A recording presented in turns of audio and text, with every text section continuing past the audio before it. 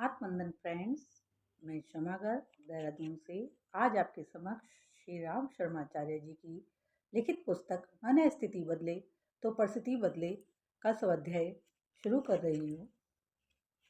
सर्वप्रथम इसमें 8 चैप्टर है, तो आज हम पहला चैप्टर देखते हैं। युग धर्म का परिपालन अनिवार्य।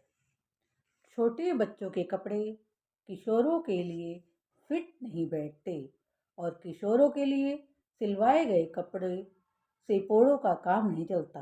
आयु वृद्धि के साथ साथ परिवर्तन आवश्यक हो जाता है। भोजन ताजा बनाने से ही काम चलता है।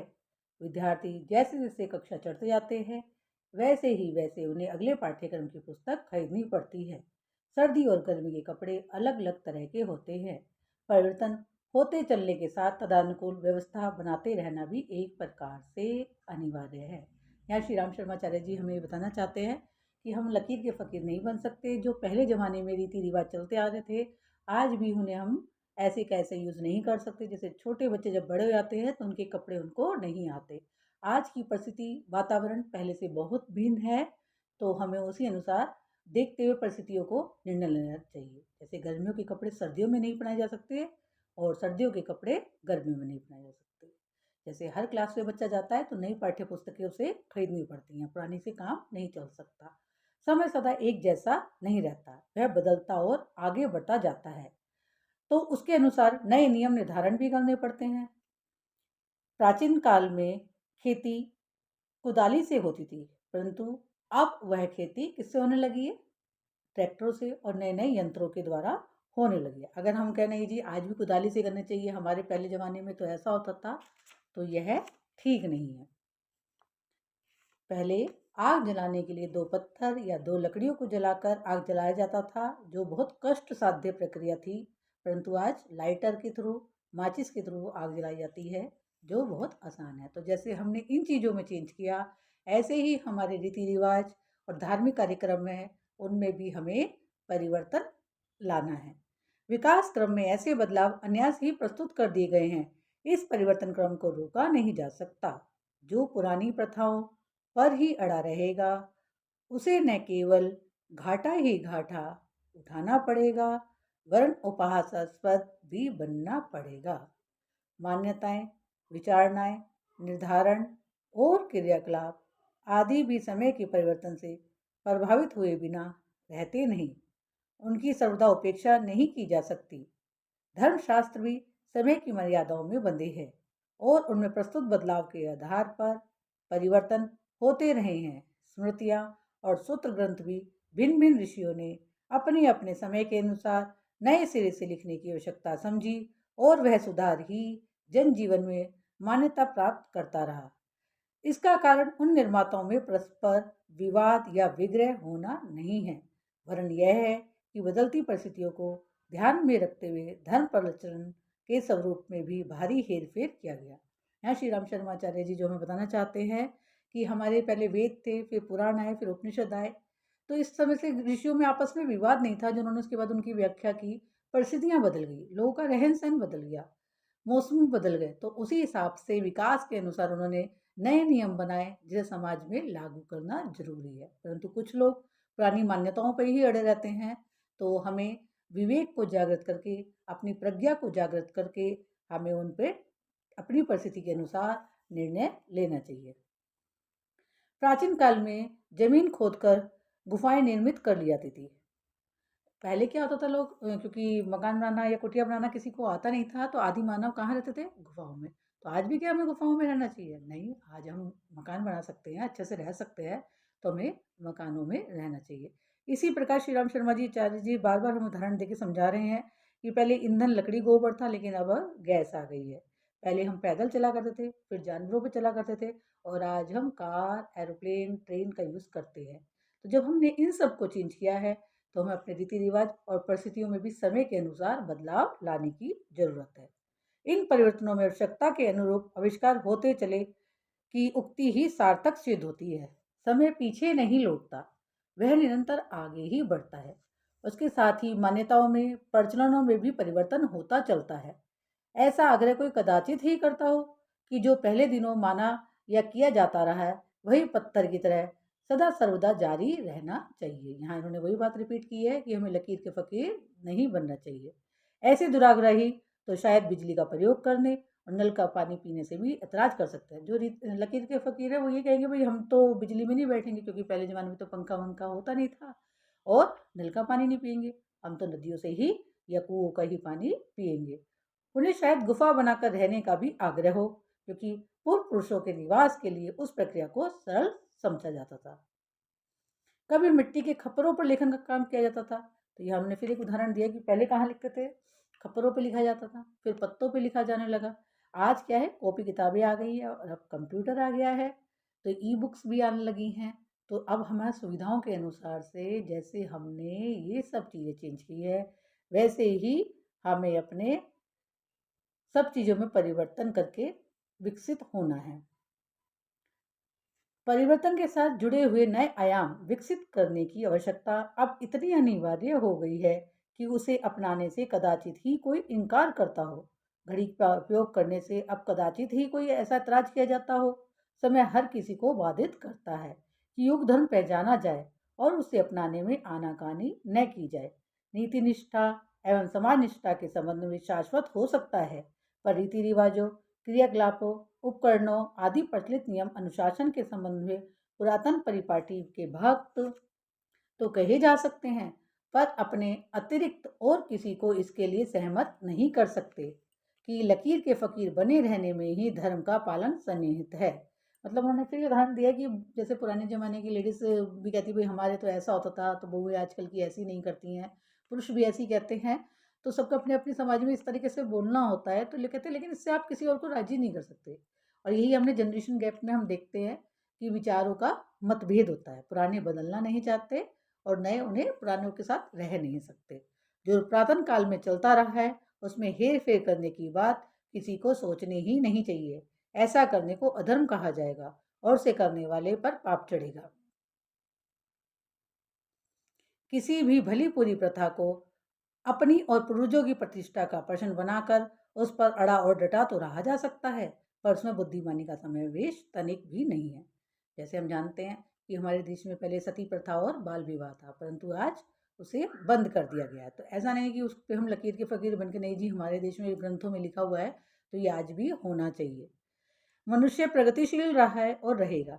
वह सृष्टि से आदि से लेकर अनेक प्रयत्नों के बीच से गुजरता हुआ आज की स्थिति तक पहुंचा है। यह क्रम आगे भी चलता ही रहने वाला है। पुरातन के लिए हटवादी बने रहना किसी भी प्रकार किसी के लिए भी हितकारी नहीं हो सकता। युग धर्म को अपनाकर ही मनुष्य आगे बढ़ा है और आगे भी उसके लिए तैयार रहेगा। समय का यह तकाजा है जिससे इनकार नहीं किया जा सकता। श्री राम शर्मा जी आचार्य जी कहते हैं कि हमें युग धर्म को अपनाना है और आगे बढ़ना है और उसके लिए तैयार भी रहना है। ऐसा नहीं कि हम उसके लिए मना करें और हम पुरानी बातों पर ही अड़े रहे। गरीबी दूसरा पार्ट है इसका, गरीबी द्वारा अमीरी का आडंबर। रोम के एक दार्शनिक के मन में भारत की महत्ता देखने की ललक उठी। समय और धन खर्च करके आए, घूमे और रहे, लौटे तो उदास थे। साथियों ने पूछा तो केवल इतना कहा, भारत में जहाँ गरीब अधिकांश रहते हैं वहां भी अमीरों जैसा स्वांग बनाया जाता है। ऐसा ही कथन एक जापानी शिष्टमंडल का भी है। उन्होंने भ्रमण के बाद कहा था, यह अमीरी का माहौल है, परंतु उसकी छाया में पिछड़े गए गुजरे लोग रहते हैं। प्रश्न उठता है कि ऐसी विडंबना क्यों बन पड़ी। मतलब जो मिडिल क्लास लोग हैं वो भी अमीरों जैसा पाखंड करते हैं। क्यों? कि अपनी इज्जत और स्टेटस का संभाल बनाकर करते हैं। अमीरों में जो दुर्गुण पाए जाते हैं वही यहाँ जन जन में विद्यमान है, किंतु प्रगतिशीलों में जो सद्गुण पाए जाने चाहिए उनका बुरी तरह अभाव है। मतलब अभी ये शराब पीते हैं या नाइट पार्टी करते हैं तो वो तो आज देखिए सब लोग करते हैं, लेकिन जो सद्गुण होते हैं उनको कोई अपनाने के लिए तैयार नहीं है, उनका बुरी तरह अभाव है। इस कमी के रहते गरीब ही नहीं, अशिक्षा, गंदगी, कामचोरी जैसे अनेकों पिछड़ापन की निशानियां बनी ही रहेंगी। वे किसी बाहरी संपत्ति के बलबूते दूर ना हो सकेंगी। भूमि की अपनी उर्वरता ना रहे तो बीज बोने वाला, सिंचाई रखवाली करने वाला भी उपयुक्त परिणाम प्राप्त न कर सकेगा। मनुष्य की मनुष्य की वास्तविक संपदा उसका निजी व्यक्तित्व है। वह जीवन का स्तर हो तो उसमें वह खेत उद्यानों की तरह अपने को निहाल करने वाली और दूसरों के मन को हुलसाने वाली संपदाएं प्रचुर मात्रा में उत्पन्न हो सकती है। पर चट्टान पर हरियाली कैसे हो गई? यहाँ उन्होंने उदाहरण दिया है कि अपना निजी व्यक्तित्व ऐसा होना चाहिए जो दूसरे को प्रभावित करे। ये दिखावे का परिचित जो आजकल फैशन में के नाम पर चल पड़ा है, उसके खिलाफ आचार्य जी बोल रहे हैं कि हमें फैशन नहीं, हमें सुंदरता पे ध्यान देना चाहिए, जो हमारी व्यक्तित्व सौंदर्य है।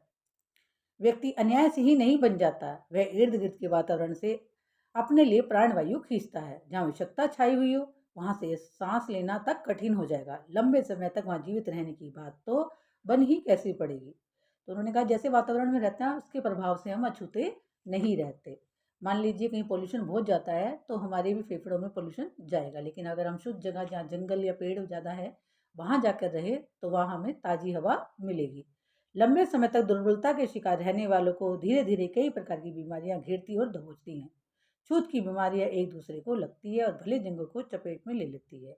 यहाँ उन्होंने उदाहरण देकर बताया कि बहुत सारे लोग कहते हैं कि नहीं जी हम पे संगत का असर नहीं पड़ता, तो ये गलत कह रहे हैं। संगत का असर सब पे ही पड़ता है। कोई अपवाद हो सकता है, कोई एक आधा व्यक्ति, नहीं तो अन्यथा सब पर ही असर पड़ता है। आप जैसे लोगों की संगत में रहेंगे वैसे ही आप बनते चले जाएंगे। उदाहरण उन्होंने छूत का रोक दिया है। अगर किसी गांव में पहले छूत फैल जाता था तो धीरे धीरे करके पूरा गांव उसके चपेट में आ जाता था। देश की दरिद्रता प्रख्यात है। अशिक्षा, गंदगी और कुटेवों की बात भी छिपी नहीं हुई है, पर इस बात को समझने से जरा अधिक जोर लगाना पड़ेगा कि भारत में अमीरी का प्रदर्शन क्यों होता है। यहाँ अमीरी के साथ जुड़े हुए प्रमुख दिख जाने वाले काले पक्ष को विशेष रूप से देखना होगा। यो इसके अपवाद भी देखे जा सकते हैं। वो कह रहे हैं ऐसा नहीं है कि अपवाद भी हैं, बहुत सारे लोग नहीं फॉलो करते। अमीरी सदा अवांछितताएं ही उत्पन्न नहीं करती। सदुपयोग कर सकने वाले उसका अपने तथा दूसरों के समुचित लाभ भी उठा लेते हैं, पर आमतौर से वैसा कुछ नहीं बन पड़ता। मतलब ऐसा नहीं है, कुछ लोग ऐसे भी हैं जो अपनी संपदा का सही उपयोग करते हैं। अपने देश में बड़प्पन का अर्थ आलस्य और अपव्यय है। दुर्वचनों का एक पूरा बटालियन भी उसके साथ लग जाती है। देखा गया है कि अपने देश में परिश्रम करना पड़े तो उसे दुर्भाग्य का चिन्ह माना जाएगा।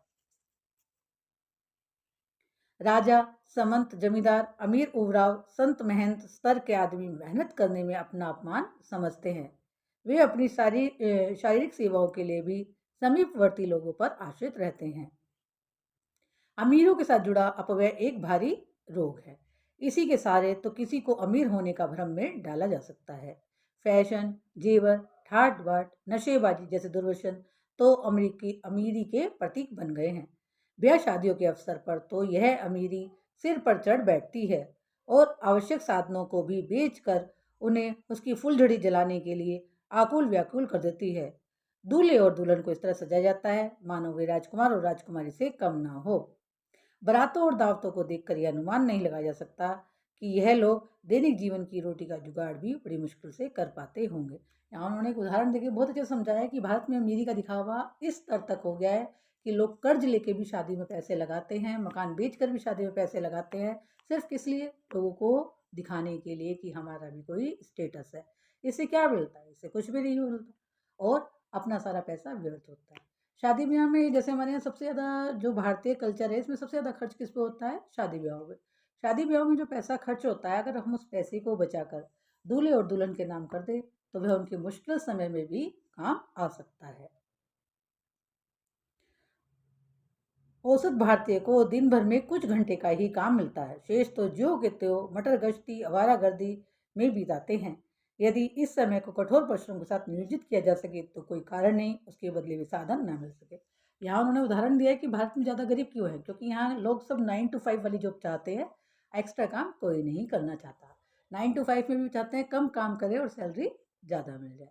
लेकिन वो कहते हैं अगर 9 to 5 के अलावा भी आप अपना थोड़ा ओवर टाइम या अलग से कुछ काम करें तो ऐसा नहीं है कि आप हमेशा गरीब ही रहें, आप अपनी आमदनी बढ़ा सकते हैं। तो कोई कारण नहीं कि उसके बदले वे साधन ना मिल सके जिनके सहारे खुशहाली की परिस्थितियों में रहा जा सकता है। और जो लोग गरीबी का रोना रोते रहते हैं यहाँ उनके लिए उन्होंने लिखा है कि लकीर को पीटने से कोई फायदा नहीं। आप कारण ढूंढिए, योजनाएं बनाइए और उन पे कार्य कीजिए और संभावित कार्य करेंगे तो आपको ज़रूर सफलता मिलेगी और धन उपार्जन भी होगा और आपका खाली समय भी अच्छे से व्यतीत होगा। तो आप प्राय आधे समय में खालीपन को कुटीर उद्योगों में लगा सकता है और अतिरिक्त आजीविका का कोई सहयोग बिठा सकता है। तो मैंने कहा आप खाली जीवन में आजकल तो बहुत छोटे छोटे उद्योग हैं, लिफाफे बनाना, कैंडल बनाना, बैग बनाना, जो वेस्ट मटेरियल है उनसे सामान बनाकर भी आप बाजार में बेच सकते हैं, तो आप अन्य एक्स्ट्रा आय अपनी कर सकते हैं।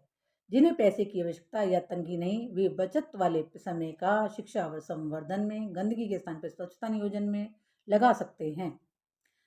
स्वास्थ्य रक्षा, आजीविका अभिवृद्धि, कला कौशल, शिक्षा विस्तार जैसे अनेक कार्य हैं जिनके लिए यदि उत्साह उभरे तो कोई कारण नहीं कि आज की अपेक्षा कल अधिक संपन्न, शिक्षित, सभ्य एवं प्रतिभाशाली न बना जा सके। और उनका जिन लोगों के वो पैसों की जरूरत नहीं है, वो कहते हैं हमारे पास बहुत पैसा है, हमें एक्स्ट्रा काम करने की जरूरत नहीं है, तो वो अपने खाली समय का सदुपयोग कैसे करें? आपके आसपास जो गरीब बच्चे हैं उनको पढ़ाने में कर सकते हैं, स्वास्थ्य में अपना मदद दे सकते हैं, कुछ लोगों को कार्य कौशल करा सिखा सकते हैं, जिससे वो लोगों का भी जीवन स्तर उठे। अपव्यय को रोकने पर पैंदे में छेद वाले घड़े का सुराख बंद कर देने की तरह पानी भरा रह सकता है और प्यासे मरने की शिकायत से बचा जा सकता है। या उन्होंने कहा कि मान लीजिए लोग 9 to 5 जॉब करके जो पैसे आते हैं उसको दिखावे के नाम पर खर्च कर देते हैं, शादी ब्याहों में खर्च कर देते हैं, बर्थडे पार्टी में खर्च कर देते हैं। अगर आप इन अपव्ययों को रोकें तो आप जैसे कोई हमारे पास एक घड़ा हो और उसमें छेद हो जाए तो पानी खत्म हो जाएगा और फिर बाद में लास्ट में हमें प्यासा मरना पड़ेगा। तो आपकी आमदनी जो है व्यर्थ की चीज़ों में चली जाती है, दिखावे के उसमें अपने आप को अमीर शो करने के लिए, स्टेटस के लिए, उनसे आप बचा के जिंदगी में सुखपूर्वक जीवन जी सकते हैं। अमीरी प्रदर्शन प्रेत पिशाच का उन्माद सिर से उतरने ही नहीं देता। इस मूर्छना के रहते उठने, आगे बढ़ने की उपलब्ध क्षमताओं के सदुपयोग का उत्साह उभर ही नहीं पाता। अच्छा होता हम ऐसे उत्साहवर्धक प्रगतिशील वातावरण में रहने का अवसर मिला होता, अथवा जहाँ ऐसी प्रेरणाएं विद्यमान हैं उनके साथ घनिष्ठता का संबंध स्थापित किया होता। तो जैसे आप देखेंगे कि बहुत सारे लोग यही होते रहते हैं कि हम तो गरीब हैं, हम क्या कर सकते हैं। जो चालाक लोग होते हैं, जो धूर्त लोग होते हैं, वो पैसा कमा लेते हैं, हम तो ये कहते हैं ये सब बहानेबाजी है। अगर आप मेहनत करें तो कोई भी आदमी गरीब नहीं रह सकता। साथ साथ हम दिखावे पे पैसा ना खर्च करें, अपने आप को दिखावे से बचा के रखें, फैशन गर्दी से बचा के रखें, तो पैसा हमारा बच जाएगा।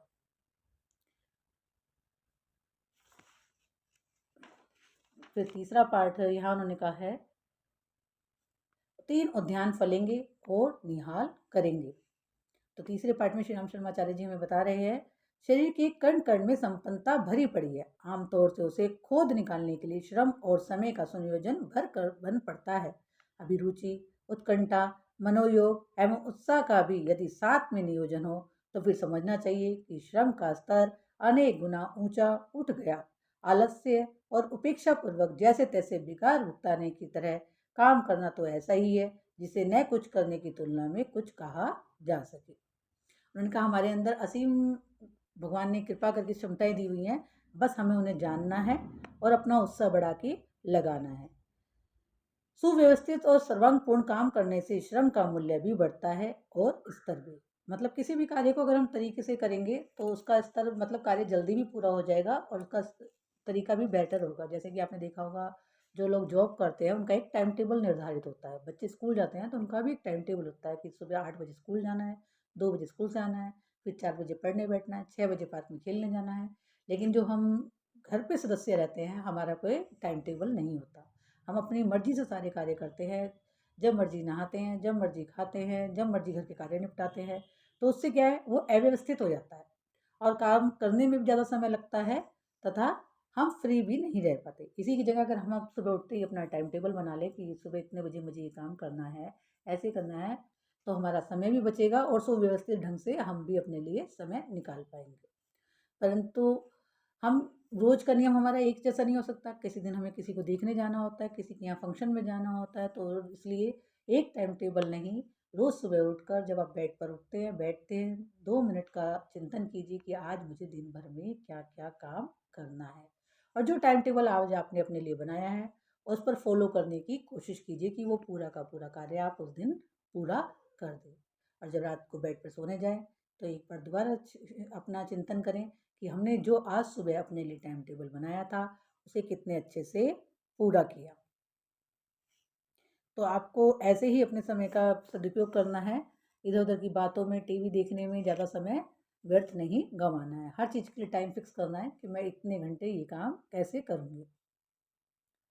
यदि शरीर को व्यस्त एवं उत्साह भरी श्रमशीलता के सहारे साध लिया जाए तो न दरिद्रता से ही पाला पड़ेगा और न ही किसी का मुंह ताकने की अनीति पर उतारू होने की आवश्यकता पड़ेगी। या उन्होंने वही कहा है कि हम अपनी जो संपन्नता है, गुणवत्ता है, उसको जानना है कि हमारे अंदर भगवान ने क्या क्या गुण दिए हैं और श्रम का सहारा लेके करना पड़ेगा। तो हम गरीबी से भी बाहर आ जाएंगे, साथ साथ हमें किसी से कभी हाथ नहीं फैलाने पड़ेंगे। संपन्नता के अतिरिक्त दूसरा उद्यान शिक्षा है। हमारे पास दूसरा क्या है? शिक्षा, जिसे बुद्धिमत्ता, दूरदर्शिता, एकाग्रता आदि के नाम से जाना जाता है। वकील, इंजीनियर, कलाकार, विद्वान, विनिशी आदि को देखकर अपना भी मन चलता है कि काश हमें भी ऐसा संयोग मिला होता तो अधिक कमाने और अधिक सम्मान पाने की परिस्थिति हाथ लगी होती। पर इस परिस्थिति से वंचित रहने का दोष परिस्थितियों या अमुक व्यक्तियों पर देना भी व्यर्थ है। उन्होंने कहा जो आप नहीं बन पाए, जीवन में कुछ शिक्षा नहीं प्राप्त कर पाए, इसके लिए आप किसी को दोष नहीं दे सकते। यदि शिक्षा का महत्व समझा और उससे उभरा जा सके तो बौद्धिक दृष्टि से सम्मत बनने के लिए आवश्यक सुविधाएं अनायास ही खिंचती चली जाती हैं। कहते हैं ना, डीडीएलजे पिक्चर में एक सॉन्ग भी है, अगर किसी चीज़ को पाने की इच्छा हो तो दसों दिशाएं आपकी मदद करती है। अगर हम ठान ले तो हमने आजकल अखबार में पढ़ा भी है कि गरीबों के बच्चे भी बड़ी बड़ी पोस्टों पर विराजमान हो सकते हैं। बस इच्छा होती है हमारे मन से कार्य करने की, उत्साह के साथ पढ़ने की, और फिर अपने आप ही हमें मदद प्रकृति की तरफ से मिलती चली जाती है। संसार में अधिकांश मनीषी प्रतिकूलताओं से जूझते हुए अपने लिए अनुकूलता उत्पन्न करते रहे हैं, और ये हमारे शास्त्रों में देखिए बहुत सारे उदाहरण भी हैं जिन्होंने प्रतिकूलताओं के बाद भी सफलता अर्जित की है। अन्य विभूतियों की तरह विद्या भी मनुष्य की आंतरिक आकर्षण से अनायास ही खिंचती चली जाती है। संसार के प्रगतिशील मनुष्यों का इतिहास इस संदर्भ में पग पग पर साक्षी देने के लिए विद्यमान है।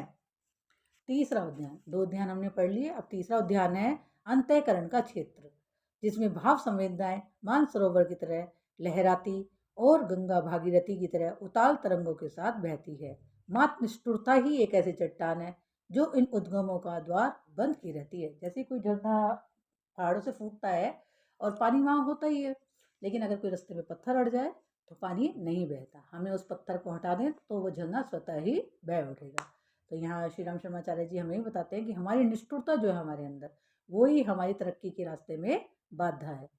यही है वह उल्लास उद्गम जिसे दबाते रहते महामानव विकसित और मनुष्य शिशुओं की चेतना निवास करती है। संकीर्ण स्वार्थपरता ही एक ऐसी बाधा है जो मनुष्य को उद्मना बनाकर उच्च स्तरीय सेवा साधन के लिए अजस्र अवसर उपलब्ध नहीं होने देती।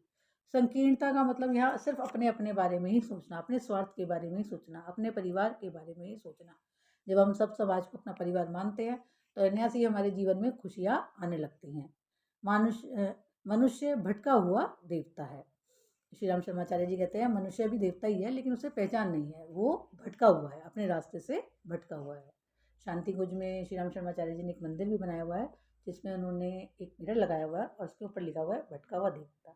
जब हम वहाँ जाके खड़े होते हैं तो शीशे में हमें हमारी ही फोटो दिखती है। तो कहते हैं कि आप कोई और नहीं, आप भी देवता ही हैं, बस आप रास्ता भटक चुके हैं।